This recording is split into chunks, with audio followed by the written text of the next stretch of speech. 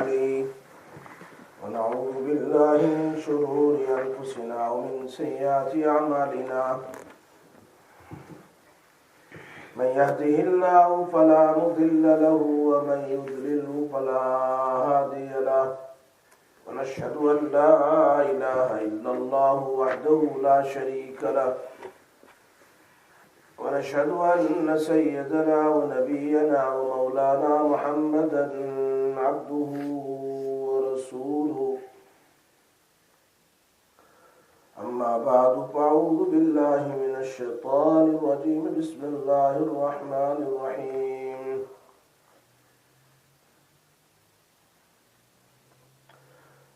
يريد الله أن يخفف عنكم وخلق الإنسان ضعيفا وقال تعالى يريد الله بكم اليسر ولا يريد بكم العسر وقال النبي صلى الله عليه وسلم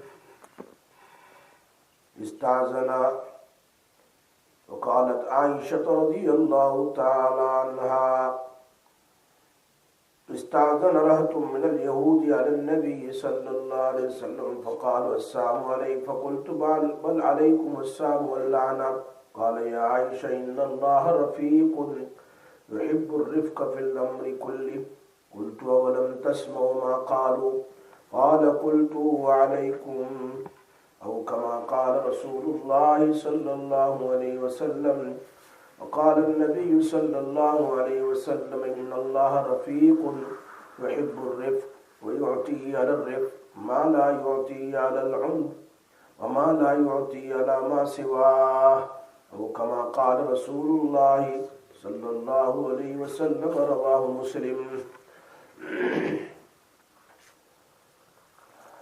میرے دوستوں، پردہ نشین مدرسے میں بیٹھ کر سننے والی میری محترمہ مائیں اور بہنیں، امام نووی رحمۃ اللہ علیہ کچھ آیات اور کچھ احادیث کو بیان فرماتے ہیں. فرمایا دین اسلام دین فطرت ہے. اللہ رب العزت نے ہمارے لیے ایسا دین پسند فرمایا جس پر سب کے لیے عمل کرنا بہت آسان ہے. اللہ تعالیٰ نے اس امت کے لیے بہت ہی آسان دین پسند فرمایا. جو انسان دین پر عمل کرنا چاہے اس کے لیے شریعت کے اوپر چلنا بہت آسان ہے، کیونکہ اللہ خود قرآن کریم میں فرماتے ہیں یرید اللہ بکم الیسر ولا یرید بکم العسر. اللہ تمہارے ساتھ آسانی کا ارادہ کرتا ہے، تمہارے ساتھ تنگی اور مشکلی اور ڈیفیکلٹی کا ارادہ نہیں کرتا.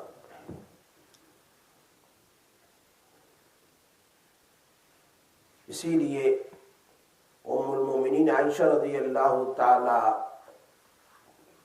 عنہا فرماتی ہے، بخاری شریف کی حدیث ہے، ما خیر النبی صلی اللہ علیہ وسلم بین امرین الا اختار ایسرہما ما لم یأثم.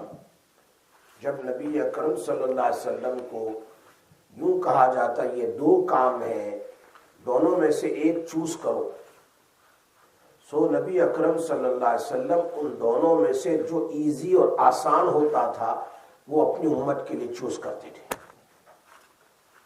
جیسے تراویح، پہلے دن تشریف لائے آپ، کچھ صحابہ آئے، دوسرے دن پھر تشریف لائے اور زیادہ صحابہ آئے، تیسرے دن پھر اور صحابہ، بہت مسجد بھر گئی، پیر رکھنے کی جگہ نہیں، نبی صلی اللہ علیہ وسلم آئے.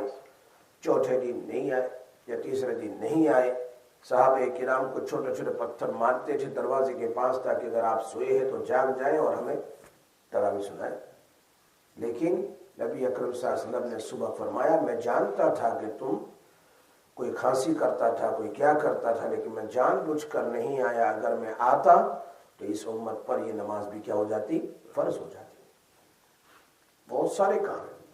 فرمایا اگر میری امت پر کوئی ڈیفیکلٹی نہ ہوتی تو میں ہر نماز کے لیے، یعنی جب کبھی وضو کرے مسواک کو میں ضروری کرا دیتا، واجب کرا دیتا. لیکن ہر وضو کے لیے ہر وقت وضو سے پہلے مسواک کو ضروری قرار نہیں دیا، ورنہ پھر مشکل ہو جائے گا۔ تو نبی اکرم صلی اللہ علیہ وسلم نے آسان کام جو ہے، آسان عمل جو ہے اپنی امت کے لیے اختیار فرمایا۔ اسی لیے حدیث میں یسروا، بخاری شریف میں ہے، ولا تعسروا، آپس میں یا آسانی کا کام کرو، ایک دوسرے کے لیے مشکلی کا کام نہ کرو، تنگی نہ کرو۔ وبشروا، بشارت دیتے رہو، خوشخبری دیتے رہو۔ ولا تنفروا، نفرت نہ کرو، ایک دوسرے کے ساتھ نفرت نہ کرو، اللہ کو یہ پسند نہیں ہے۔ اس کی مثال خود بخاری شریف میں ہے۔ عجیب فرمایا، یہود کے کچھ علماء، چونکہ گروپ ملنے آتے تھے نبی صلی اللہ علیہ وسلم کو، تو یہود کے کچھ علماء چونکہ بہت جلس تھے اللہ کے رسول صلی اللہ علیہ وسلم کے ساتھ، بہت ہی جلس تھے، آج بھی ہے، جلس ان کی ختم نہیں ہوگی۔ نبی اکرم صلی اللہ علیہ وسلم اور ان کی امت کے ساتھ بہت جلس کہ کیوں ان کا قبلہ کعبۃ اللہ کیوں بنا، مسجد اقصیٰ کیوں نہیں، اور آخری نبی اسماعیل علیہ السلام میں سے کیوں آئے، اسحاق علیہ السلام میں سے کیوں نہیں آئے؟ کہ دونوں بھائی ہیں، اسحاق علیہ السلام میں سے کئی ہزار انبیاء علیہ السلام آئے، لیکن آخری نبی ان میں سے نہیں آئے۔ امام الانبیاء جناب محمد رسول اللہ صلی اللہ علیہ وسلم دنیا کے پتوں سے زیادہ، دنیا کے درختوں سے زیادہ، ستاروں سے زیادہ، ذرات سے زیادہ، کنکرات سے زیادہ، ہم سب کی طرف سے لاکھوں کروڑوں ملینوں بلینوں ٹریلینوں اللہ تعالیٰ کہ ہماری طرف سے نبی اکرم صلی اللہ علیہ وسلم کو صلاۃ و سلام، جنہوں نے اس امت کے لیے بہت آسانیاں فرمائی، بہت آسانیاں۔ یہود کے کچھ علماء ملنے کے لیے آئے، آپ کی خدمت میں آئے، اور انہوں نے نبی اکرم صلی اللہ علیہ وسلم سے پرمیشن مانگا، we want to come and see you۔ جب وہ لوگ آ گئے تو انہوں نے سلام کیا۔ یہود تو آج بھی سلام کرتے ہیں، آپ ان کا سلام سننا ہمارے لیے، ان کا آپس میں الگ ہے، ہمارے لیے۔ انہوں نے کیا کہا؟ السلام علیکم۔ کیا کہا؟ السلام۔ ہم کیا کہتے ہیں؟ السلام، لام ایکسٹرا ہے نا۔ انہوں نے کیا کہا؟ السلام علیکم۔ نعوذ باللہ، یعنی تم مر جاوے۔ السلام کا کیا معنی ہے؟ تم مرے، اس طرح۔ جیسے قرآن میں لا تقولوا رائنا، رائنا پڑھتے تھے، وہ کہتے تھے نبی صلی اللہ علیہ وسلم ہم انتظار کرتے ہیں، اور رائنا کا معنی انتظار نہیں، ان کی زبان میں کچھ اور۔ اللہ نے کہا میرے صحابہ تم رائنا نہ کہو میرے نبی، یوں کہو انظرنا، ہم انتظار کر رہے ہیں۔ اللہ نے خود کہا، یہ لوگ اپنی زبان میں نبی صلی اللہ علیہ وسلم کو گالیاں دیتے تھے کہ تو السلام علیکم، برابر نہ سنے تو سمجھ میں نہیں آتا۔ تو یہود کی ہمیشہ یہ فطرت رہی ہے، وہ الفاظ کو اس طرح بدل کے بولتے ہیں کہ جس سے معنی بدل جائے، معنی ہی بدل جائے، اور پھر اندر اندر میں ہنستے ہیں کہ ہم نے گالی دی، ان کو کچھ پتا نہیں چلا، اس طرح ہنستے آج بھی ہے۔ نعوذ باللہ، قرآن پر پیر رکھ کر ہنستے، حدیث پر پیر رکھ کر ہنستے، آج بھی وہی فطرت ہے جو یہاں۔ اور یہ سمجھتے ہیں کہ ہم دوسروں کو بے وقوف بناتے ہیں۔ قرآن تو کہتا ہے الا انہم السفہاء، وہ میرے صحابہ کو بے وقوف کہہ رہے ہیں، اللہ کہہ رہے ہیں وہ خود بے وقوف ہے، وہ خود بے وقوف، ولکن لا یعلمون، ان کو پتا نہیں ہے، ان کو خود کو پتا ہے۔ تو یہاں پر انہوں نے السلام علیکم کہنے کے بجائے السلام علیکم کہہ دیا، نبی اکرم صلی اللہ علیہ وسلم کو اس طرح سلام کیا۔ لیکن ام المومنین سیدہ عائشہ رضی اللہ تعالیٰ عنہ بڑی چالاک تھی، ہوشیار تھی۔ بہت ہی نیک صالحہ تھی، انہوں نے سن لیا تو وہ یہ تو نبی جانتے تھے نا، لفظ سن کر تڑپ گئی، اور محبت کا تقاضا بھی یہی ہے کہ سامنے والا بولے تو اس کا جواب دیا جائے۔ میرے نبی کو تم ایسا کہہ رہے ہو مر جائیں؟ تو فوراً حضرت عائشہ رضی اللہ تعالی عنہا نے جواب دے دیا، فقلت بل علیکم السام واللعنت، تمہاری موت ہو، تم پر لعنت ہو، یوں کہا علیکم، وہی لفظ ان پر، علیکم السام، تم پر سام ہو، موت ہو، واللعنت، اور curse of اللہ۔ یہ بات تو کہہ دی ام المومنین عائشہ رضی اللہ عنہ، جب انہوں نے سن لیا ایک عمل ہوا، چلو کہنے والے نے کچھ کہا، جواب دینے والے نے جواب دے دیا، لیکن میں کہا کرتا ہوں اردو میں ایسا لفظ ہے محسن انسانیت، انسانوں کے محسن آقا جناب محمد رسول اللہ صلی اللہ علیہ وسلم، always he was in the favor of the انسان۔ انہوں نے کیا کہا، یا عائشہ، دیکھا کہنا چاہیے تھا ان کو، کیا کہا، یا عائشہ۔ جب اللہ کے نبی صلی اللہ علیہ وسلم نے سنا کہ حضرت عائشہ نے یہ جواب دیا علیکم السلام واللعنت، تو نبی صلی اللہ علیہ وسلم کہہ رہے ہیں یا عائشہ ان اللہ رفیق، بے شک اللہ نرم ہے۔ کیا کہا، اللہ کیسا ہے؟ نرم ہے، یحب الرفق فی الامر کلی، اور ہر کام میں نرمی کو پسند کرتا ہے۔ ایسا نہیں کہ جذبات میں آ کر مارنا شروع کر دیا آپ نے، فوراً تم نے اس کو جواب دے دیا۔ دشمن ہے سامنے دشمن ہے، لیکن اخلاق رسول صلی اللہ علیہ وسلم نے، اور کیا جملہ استعمال فرمایا، ان اللہ رفیق، اللہ نرم ہے، ہر معاملے میں نرمی کو پسند کرتا ہے۔ تو حضرت عائشہ بھی جاوے ایسی نہیں تھی نا، فوراً کہا اولم تسمع ما قالوا یا رسول اللہ، آپ نے نہیں سنا انہوں نے آپ کو کیا کہا، کس طرح سلام کیا انہوں نے، آپ نے نہیں سنا؟ اللہ کے حبیب صلی اللہ علیہ وسلم، انہوں نے آپ کو دیکھو گالی دی، انہوں نے آپ کو کہا مر جا۔ تو نبی اکرم صلی اللہ علیہ وسلم نے آگے کہا ہاں میں نے سنا، اور میں نے ان کو جواب دے دیا۔ کیا جواب دیا؟ میں نے کہا وعلیکم خلق، وعلیکم السلام آگے نہیں بڑھایا، تم پر بھی ایسا ہی ہو، وعلیکم تم پر بھی ایسا ہو، بس، لیکن اتنا زیادہ تمہاری طرح میں نے نہیں کہا کہ تم بھی مڑے تم پر لعنت، ایسا نہیں کہا۔ ان اللہ نرم ہے، نرمی کو پسند کرتا ہے۔ دیکھا انہوں نے ایک لفظ بولا تھا جو بددعا تھی، نبی صلی اللہ علیہ وسلم نے اینٹ کا جواب پتھر سے دینے کے بجائے فقط اتنا کہہ دیا تم پر بھی، بس سام کا لفظ استعمال نہیں کیا۔ تو جواب تو مل گیا، لیکن شریعت کا مزاج سمجھا دیا، انسانوں تم کس خیر کے ساتھ ملا کرو، کس طریقے سے معاملہ کیا کرو، سچویشن، اخلاق میں نرمی کو اپنایا۔ اگر ایسی سچویشن ہو جائیں تو ہم نے ایسی بات کرنی ہے جو کم سے کم درجے میں اس کا جواب بھی ہو جائے اور کام بھی بن جائے۔ یہ تھا، یہ صحیح حدیث ہے، اور مسلم شریف میں صاف صاف لکھا ہے ان اللہ رفیق یحب الرفق، اللہ نرم ہے، نرمی کو پسند کرتا ہے، وَيُعْتِي عَلَى الرِّفْقِ مَا لَا يُعْتِي عَلَى الْأَنَفِ، کہہ رہے نرمی پر اللہ وہ رحمتیں اتارتا ہے جو سختی پر نہیں۔ نرمی بیوی کے ساتھ، بچوں کے ساتھ، شوہر کے ساتھ، ماں باپ کے ساتھ، نرمی پڑوسی کے ساتھ، یہ ہے۔ اسی لیے اللہ تعالیٰ نے خود قرآن کریم میں اپنے آپ کو رفیق کہا۔ اسماء حسنہ دیکھو، 99 نیم، اللہ نے قرآن میں کیا کہا، وَلِلَّهِ الْأَسْمَاءُ الْحُسْنَى، اللہ تعالیٰ کے بہت سارے نام ہیں، تم اس نام کے ذریعے سے اللہ سے مانگا کرو،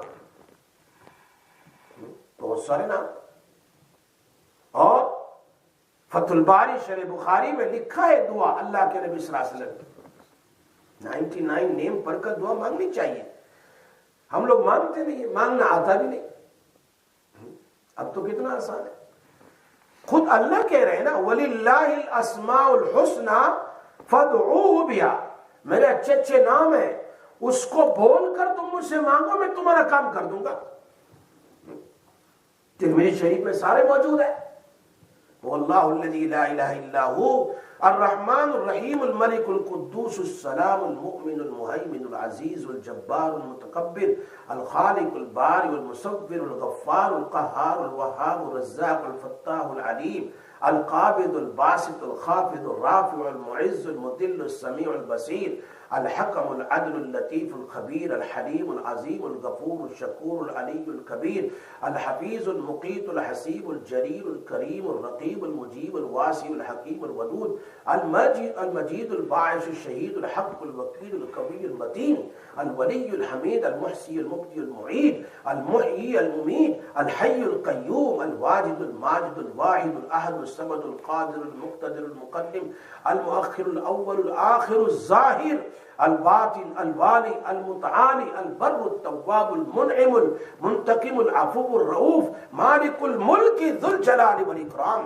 رب المقسط الجامع الغنی المغنی المعطی المانع الضار النافع النور الهادی البدیع الباقی الوارث الرشید الصبور جل جلالہ لیس کمثلہ شیء وهو السمیع البصیر. بتاؤ کتنی دیر لگی مجھے؟ 1 منٹ میں نہیں لگی. 1 منٹ میں نے 99 نیم کو پڑھ لیا. لیکن اللہ کیا کہتے ہیں قرآن، نبی صلی اللہ علیہ وسلم کیا فرماتے ہیں اس حدیث کے شروع میں ترمذی شریف، ان للہ تعالی 99 اسما من احصاها دخل الجنت. اللہ کے 99 نیمز ہیں جو آدمی اس کو یاد کرے گا پڑھے گا جنت میں داخل ہوگا. اب اس طرح میں پڑھ لیا 1 منٹ، پھر دعا کر لی، درود شریف پڑھ کر دعا قبول ہو جاتی ہے. طریقہ ہونا چاہیے، نبی اکرم صلی اللہ علیہ وسلم نے سکھایا ہے. اسی لیے ایک مرتبہ الترغیب و ترہیب کی حدیث ہے، نبی اکرم صلی اللہ علیہ وسلم نے فرمایا عائشہ مجھے اللہ کے ناموں میں سے وہ نام یاد ہے کہ میں اس کو اپنی دعا سے پہلے پڑھ لیتا ہوں تو اللہ میری دعا قبول کر لیتا ہے. تو بیوی ہوتی ہے. پھر مجھے بتاؤ وہ کون سے ہیں؟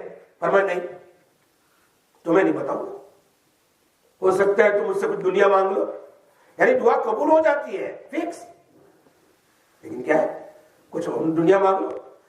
حالانکہ ام المومنین عائشہ تو دنیا مانگنے والی نہیں تھی، تو ہماری ماں ہے. آخرت کے لیے تو دیکھو 1 مرتبہ قسم کھا لی اور اس قسم کو انہوں نے توڑا، قسم کو توڑا صرف ایک بات پر کہ میں بات نہیں کروں گی فلاں کے ساتھ، اس لیے کہ انہوں نے مجھے، میرے بہن کے بیٹے نے مجھے روکا ہے کہ میں اللہ کے راستے میں خرچ نہ کروں. کیوں روکا مجھے خرچ کرنے سے؟ قسم تو سے بات نہیں کروں دین کے معاملے میں قسم. لیکن بات ہو گئی، دروازے کے سامنے آئے صحابہ کے ساتھ، کہا پوچھو نا، چڑیوں کا اندر میں آنے نہیں دیتے تھے. صحابہ سے کہا تم یوں کہو کہ ہم اندر آنا چاہتے ہیں حدیث سیکھنے کے لیے، تو اگر وہ کہے آ جاؤ ہم سب آ جائیں تو کہنا ہاں، وہاں کہے تو میں بھی آ جاؤں گا. وہ جیسے دروازہ کھولا اپنی خالہ کے ساتھ جا کر کے لپٹ گئے. خالہ تھی، ماں تھی، تو بولنے پر مجبور کر دیا، بات کرنا پڑا. اس ایک قسم توڑنے پر ایک غلام کو آزاد کرنے کا قرآن میں ذکر ہے. قرآن میں ایک قسم توڑ دیں تو ایک غلام آزاد کرنا، لیکن انہوں نے 40 غلام کو آزاد کیا کہ میں نے اللہ کے نام کی بے حرمتی کی. اتنا ڈر تھا، لیکن اللہ کے نبی ان کو نہیں کہہ رہے ہیں، مجھے اور آپ کو کہہ رہے ہیں. بات سمجھ میں آ رہی ہے نا؟ تو بیوی ہوتی ہے، مجھے بتائیے، اور میں نہیں. اٹھی، جا کر وضو کیا، مصلی بچھایا، بیٹھ گئی اور دعا کرنے لگی. حدیث میں الفاظ ہے اللہم انی اسألوک باسمک اللہ، اللہ کا نام لیا، وباسمک الرحمن، رحمان نام لے لیا، وباسمک الرحیم، رحیم کا نام، وباسمائک الحسنى کلھا، سارے تیرے نام کے واسطے سے. ما علمت منها وما لم اعلم، چاہے وہ نام مجھے یاد ہو چاہے مجھے یاد نہ ہو، اللہ مجھے معاف کر دے۔ بس یہ بھی ہاتھ رکھا، اللہ کے نبی مسکرا رہے، عائشہ ہاں یہی نام ہے جس سے میں اللہ سے مانگتا ہوں۔ اسی لیے بخاری شریف کی شرافت الباری میں 11ویں جلد میں 220 صفحے پر ایک دعا نبی اکرم صلی اللہ علیہ وسلم کی نقل کی ہے، اسألوک بکل اسم، بکل اسم، اے اللہ میں تجھ سے مانگتا ہوں تیرے ان تمام نام سے، هو لک سمیت بہ نفسک، جو تم نے ان ناموں کو اپنے پاس رکھا ہے، بہت سارے نام تو اللہ کے پاس ہیں، او انزلتہ فی کتابک، بہت سارے وہ ہیں جو تم نے صحیفوں میں، تورات میں، زبور میں، انجیل میں لکھے، قرآن میں لکھے، او علمتہ احدا من خلقک، بہت سارے تیرے وہ نام ہیں جو تو نے مخلوق کو سکھائے ہیں، اللہ کی بہت ساری مخلوق ہے، ان کو اللہ پاک نے سکھایا، اب استأثرت بہ فی علم الغیب عندک، بہت سارے تیرے پاس علم غیب کے اندر موجود ہے، اللہ ان تمام نام کا واسطہ میں تجھ سے مانگتا ہوں۔ یہ دعا خود نبی اکرم صلی اللہ علیہ وسلم نے ہمیں سکھائی ہے۔ سو اس سے معلوم ہوتا ہے کہ اللہ تبارک و تعالیٰ بھی نرمی چاہتے ہیں، اسی لیے تو ہمیں کہتے ہیں کہ میرے نام ہیں اچھے اچھے، تم اس ناموں کے ذریعے سے کیا کرو، مجھ سے پکارو۔ اسی لیے اللہ تعالیٰ اس بندے کے ساتھ نرمی کا معاملہ کرتا ہے جو بندہ دوسرے سے نرمی کا معاملہ کرتا ہے۔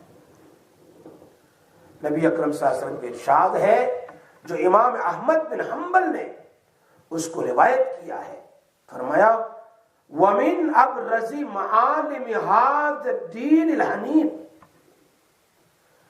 اس دین کی بڑی نشانیوں میں سے ایک نشانی یہ ہے هو الرفق، یہ دین نرم ہے، دین اسلام کیا ہے، نرم ہے، واليسر اور آسان ہے، واللین بہت ہی پیارا ہے، نرم پیارا ہے، جیسے کاٹن وول ہے، ایسا یہ دین۔ سو دین اسلام کی جو بہت ساری نشانیاں ہیں، ان نشانیوں میں سے ایک کہ دین کیا ہے، دین نرم ہے، بہت آسان ہے، اور اسی دین کو لے کر اللہ تبارک و تعالیٰ نے نبی اکرم صلی اللہ علیہ وسلم کو بھیجا۔ احکام شریعت کو دیکھیں، پتہ چلتا ہے کہ اللہ رب العزت نے بندوں کے لیے کتنی آسانیاں فرمائی، بہت آسانیاں۔ معراج میں نبی صلی اللہ علیہ وسلم تشریف لے گئے، آپ جب سب دیکھ کر آ گئے، جنت جہنم سب کچھ دیکھ لیا، کوئی نبی اوپر نہیں گیا سوائے امام الانبیاء جناب محمد رسول اللہ صلوات اللہ وسلام علیہ، اوپر تشریف لے گئے، اللہ کو دیکھ کر آئے۔ جب واپس آئے تو 7ویں آسمان پر واپسی میں پھر ملاقات حضرت ابراہیم علیہ السلام سے ہوئی۔ ابراہیم علیہ السلام نے کہا یا رسول اللہ اپنی امت کو میرا سلام کہہ دیجئے اور ان کو بتا دیجئے جنت خالی ہے، جیسے مسجد میں کچھ نہیں، خالی ہے، تم جتنی بار اللہ اللہ کرو گے، سبحان اللہ پڑھو گے، الحمدللہ پڑھو گے، تسبیحات پڑھو گے، جنت کے اندر میں تمہارے لیے باغات بنتا چلا جائے گا۔ یہ بات واپسی میں ابراہیم علیہ السلام نے نبی اکرم صلی اللہ علیہ وسلم کو کہا کہ جنت میں اگانا تمہیں کو ہے، جو کاٹو گے وہی بو گے، جو بو گے وہی کاٹو گے، یہ تو اصل ہے نا۔ اب تم نے دنیا میں بویا ہے، جنت میں ملے گا، اگر کوئی بویا ہی نہیں، بیج ہی نہیں ڈالا دنیا میں، تو پھر جنت میں کیا ملے گا، چچل میدان ہی ملے گا۔ اس لیے ہر قسم کی ہر ذکر بھی الگ الگ ہے، سبحان اللہ کا معنی کچھ الگ ہے، الحمدللہ کا معنی کچھ الگ ہے، اللہ اکبر کا معنی کچھ الگ ہے، لا الہ الا اللہ کا معنی کچھ الگ ہے، جیسے ذکر الگ الگ ہے، جنت میں درخت بھی الگ الگ قسم کے ہوں گے، فروٹ بھی الگ الگ قسم کے ہوں گے، اگانا آپ کا کام ہے، ورنہ آپ کا کام ہے، ان درختوں کو لگانا اللہ کے فرشتوں کا کام ہے۔ یس اس کے بعد چھٹے آسمان پر موسیٰ علیہ السلام مل گئے، کیا لائے اللہ کے پاس سے؟ تم تو اللہ کے پاس گئے تھے نا، 7ویں آسمان تک ابراہیم علیہ السلام پہنچے، اس کے اوپر کوئی نہیں سوائے نبی اکرم صلی اللہ علیہ وسلم، فرشتے بھی نہیں جا سکتے اللہ کے، نبی اکرم صلی اللہ علیہ وسلم اکیلی ذات ہے جو وہاں پہنچے۔ کیا لائے تم وہاں سے؟ فرمایا بہت بڑا تحفہ لایا ہوں میں، اللہ نے بہت بڑا تحفہ دیا مجھے۔ کیا گفٹ ملا؟ اللہ پاک has given me the 50 نماز، اللہ has given me the 50 نماز، 50 نماز دی ہے۔ ارے موسیٰ علیہ السلام سے my ummah cannot perform the 2 نماز، how can your ummah is going to perform the 50 نماز؟ میری امت 2 نہیں پڑھ سکتی صبح شام کی، اور آپ کی امت 50 کیسے پڑھے گی؟ موسیٰ علیہ السلام نے جب دنیا میں تھے تو کیا کہا تھا؟ اللہ مجھے آپ کو دیکھنا ہے۔ کیا ہے؟ مجھے آپ کو دیکھنا ہے، اللہ I want to see you۔ اللہ نے جواب دیا لن ترانی، دنیا میں تو مجھے کوئی نہیں دیکھ سکتا، دنیا میں نہیں دیکھ سکتا۔ لیکن اب معراج بھی نہیں ہوئی تو فرمایا موسیٰ علیہ السلام انہوں نے دعا کی تھی، اللہ مجھے نبی اکرم صلی اللہ علیہ وسلم کی امت میں پیدا فرما، جیسے عیسیٰ علیہ السلام نے مانگا تھا۔ اللہ نے موسیٰ علیہ السلام کی دعا قبول نہیں کی، عیسیٰ علیہ السلام کی قبول کی، وہ تشریف لائیں گے۔ اللہ accepted the dua of Isa علیہ السلام is going to come before the قیامت۔ موسیٰ علیہ السلام فرمایا اے موسیٰ چلو تم اوپر آ جاؤ، میرے نبی کو مشورہ دے دو، یہ بھی مشورہ دے کر ان کی امت میں داخل ہو جاؤ کہ 50 سے 5 کرا دو۔ 50 نماز تھی نا، تو حضرت موسیٰ علیہ السلام کے کہنے ہی صرف 5 ہوئی، جاؤ واپس جاؤ واپس آئے، واپس جاؤ واپس آئے، 9 مرتبہ بھیجا، اوپر نیچے اوپر نیچے۔ اور تم مجھے دیکھ تو نہیں سکتے ہیں، مجھے دیکھنے والے کو دیکھ لو، نبی کو دیکھ لو، جنہوں نے مجھے دیکھا تم ان کو دیکھ لو۔ دونوں کام پورے ہو گئے۔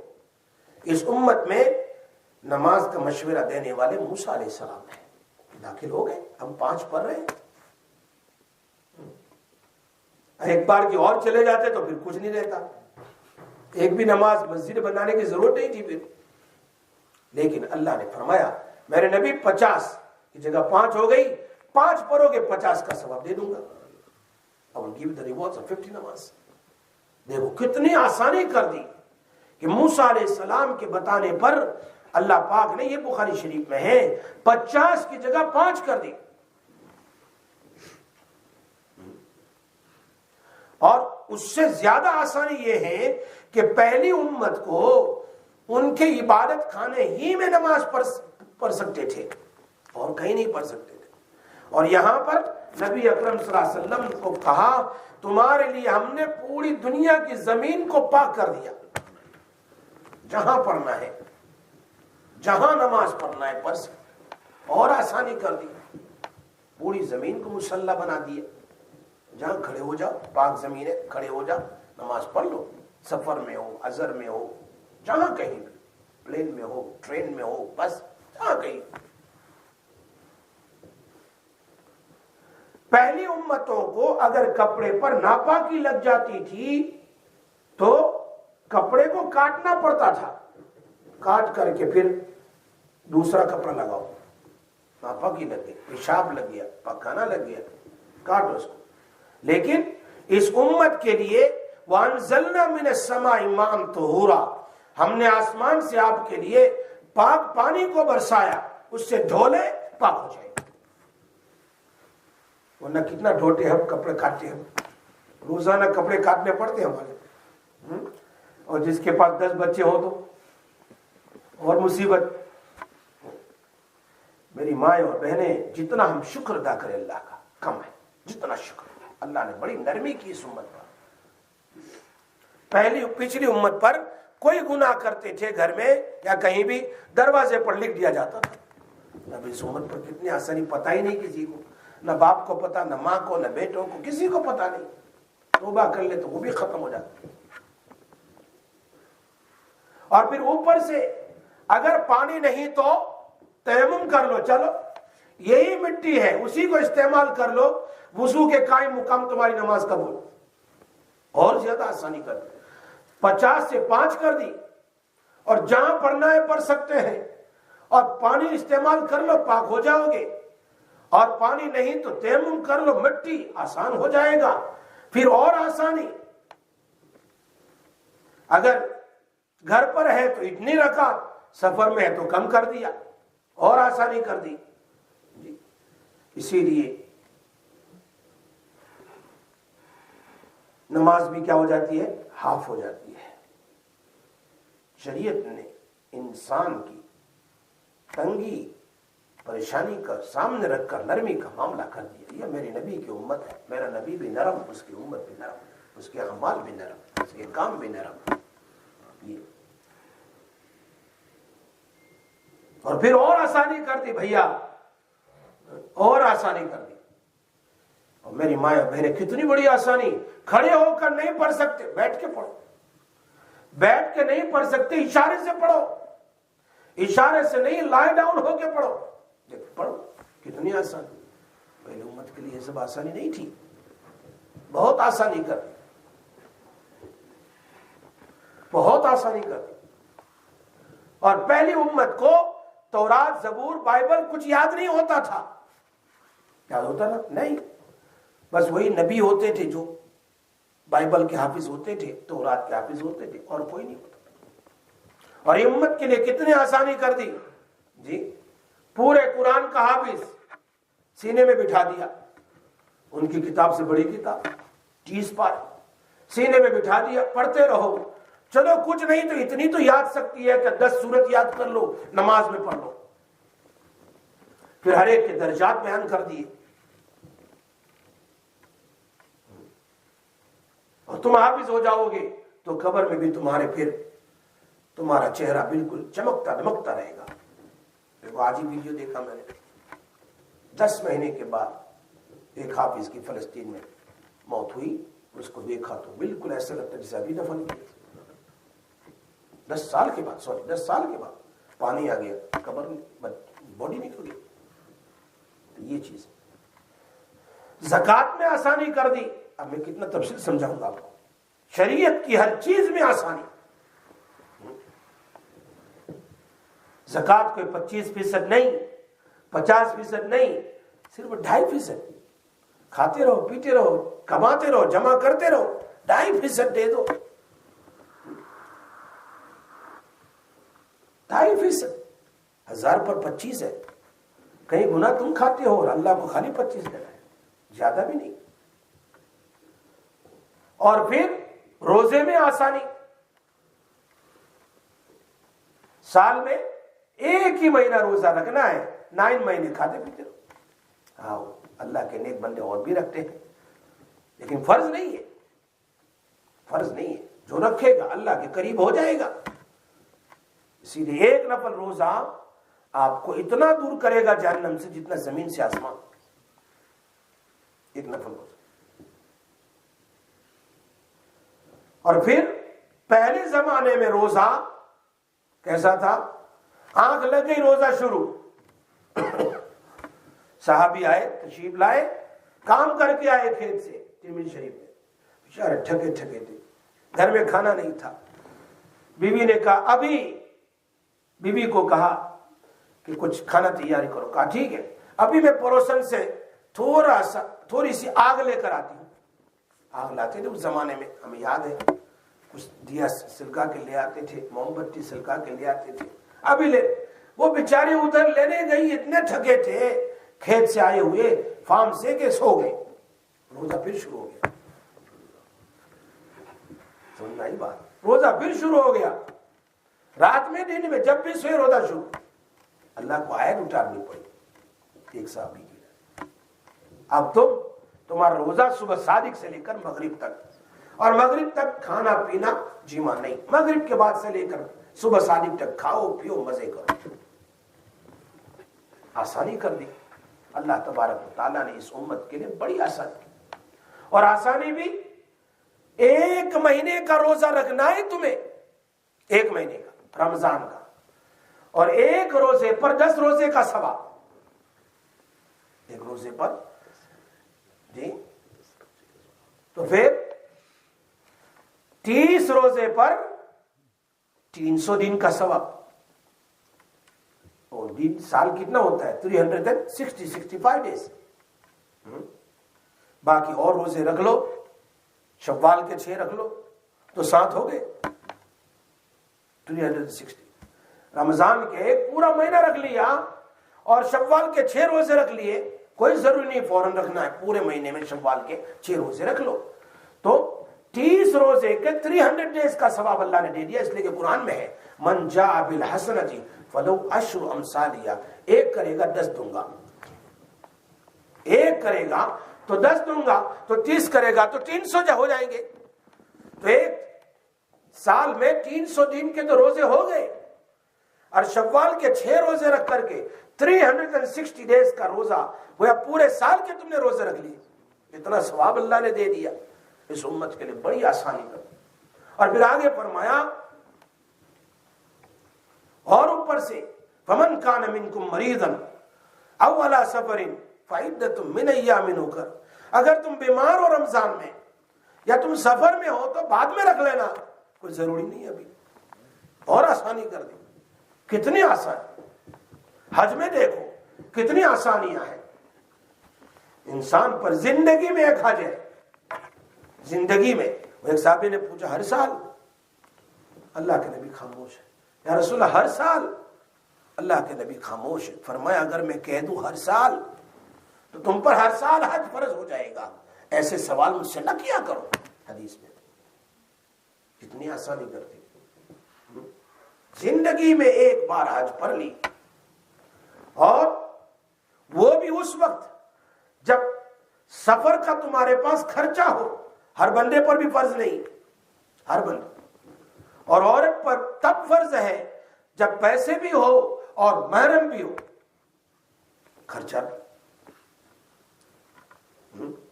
اور حج بھی کیا ہے، صرف 1 دن ظہر سے لے کر مغرب تک کے درمیان جی احرام باندھ کر سب کا اکٹھا ہو جانا، کون سا ٹائم پتہ ہے؟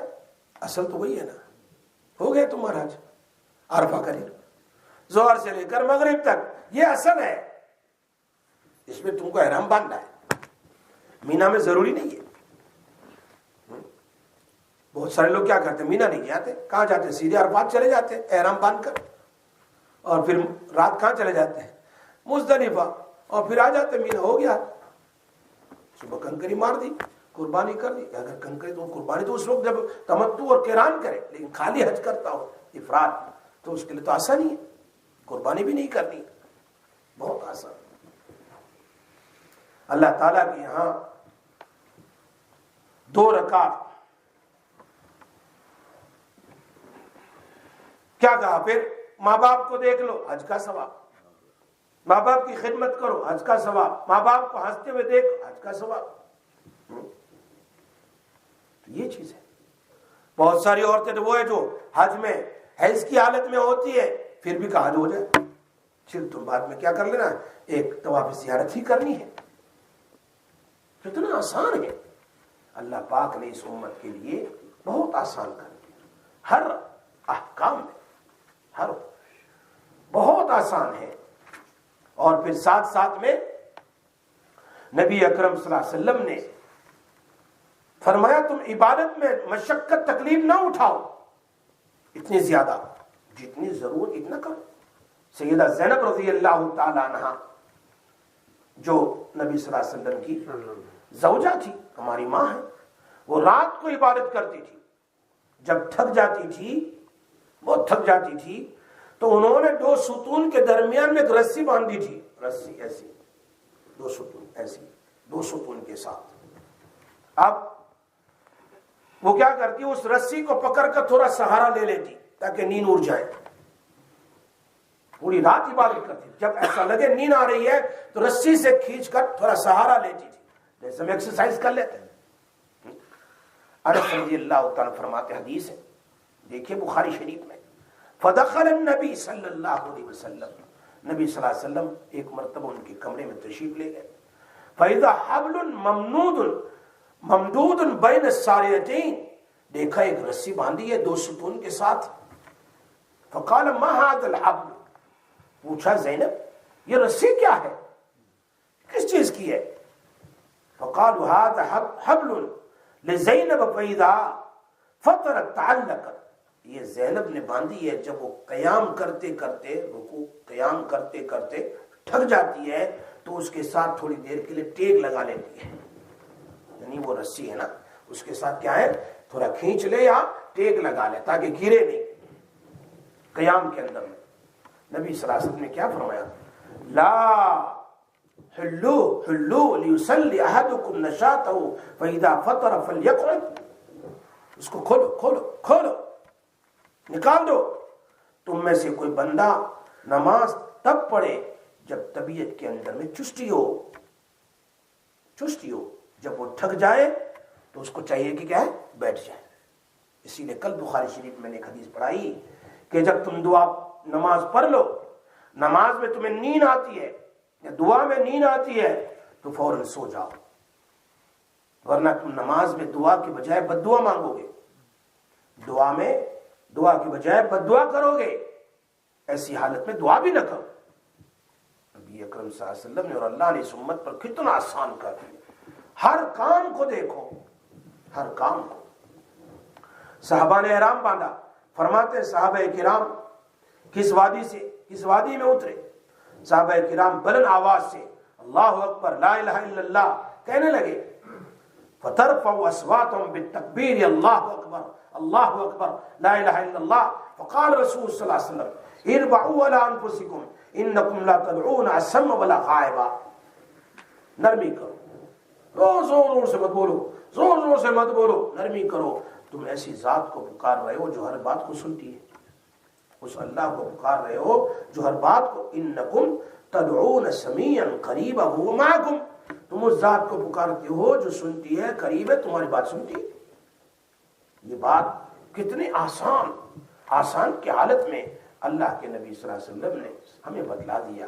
اسی طریقے سے والدین کے ساتھ معاملے کے بارے میں فرمایا اللہ پاک نے، وَبِالْوَالِدَيْنِ إِحْسَانًا، والدین کے ساتھ نرمی کا معاملہ کرو، انہیں اف تک نہ کہو، فَلَا تَقُلْ لَهُمَا اف وَلَا تَنْهَرْهُمَا، جھڑکو نہیں، ہاں بچپن میں انہوں نے تمہیں جھڑکا نہیں، تم بچے تھے 2 مہینے کے، دودھ پیتے، انہیں تمہیں پٹکا نہیں، انہوں نے تمہیں ڈالا نہیں، بلکہ گود میں بٹھا کر دودھ پلایا، تم ان کے ساتھ نرمی کا معاملہ کرو۔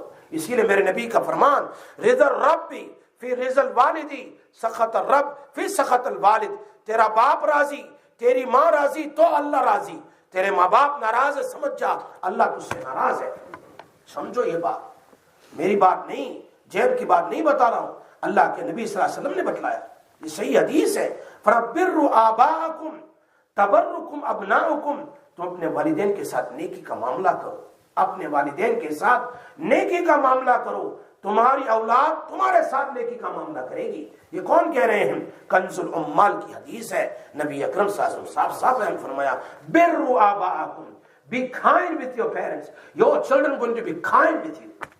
کتنی اچھی بات کہی، یہ ہے اولاد کو نرمی کا حکم دیا قرآن نے، فرمایا الرفق، ایک حدیث میں ہے الرفق بالوالدین لو کان کافرین وصاحبہما فی الدنیا معروفا، اگر ماں باپ کافر بھی ہو، ماں باپ کیا ہو کافر بھی ہو، تب بھی شریعت کہتی ہے دنیا میں ان کے ساتھ نرمی کا معاملہ کرو، اور مسلمان ہے تب تو پھر بات ہی کیا ہوئی۔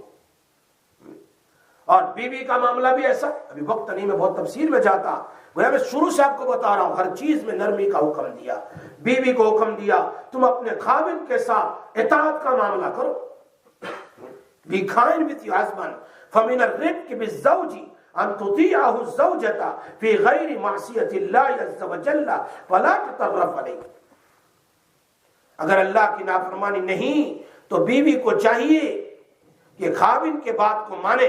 اگر شوہر اس کو گناہ کا کام کرنے کا نہ کہتا ہو تو بیوی کو چاہیے اچھا کام کہہ رہا ہے تو اس کی بات کو مانے اور خاوند کے اوپر اپنے آپ کو بڑا نہ بنائے, بیک آنسر نہ کرے. یہ بات نبی اکرم صلی اللہ علیہ وسلم نے بتائی.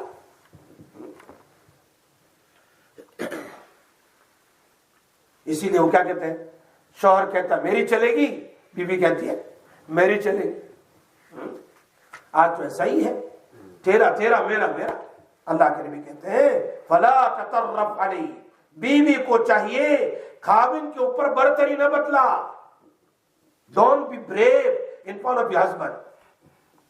وہ کہتے ہیں نا بہت ہوشیاری مت مار.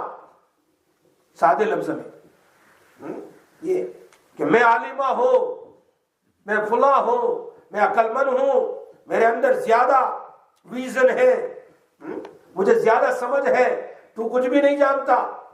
تمہیں اس کو جھٹلانے کی ضرورت نہیں ہے. مان لیا تمہارے مشورے میں تم عقل مند زیادہ ہے, لیکن برکت خاوند ہی کی بات میں ہے.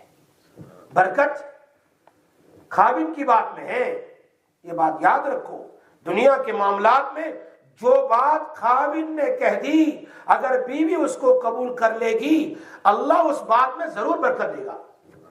یہ ہمارے علماء لکھتے ہیں. یہ بات فرمایا فقد حث النبی صلی اللہ علیہ وسلم النساء على طاعت لازواجهن لان ذلك سبب دخول الجنة والنجاة من النار.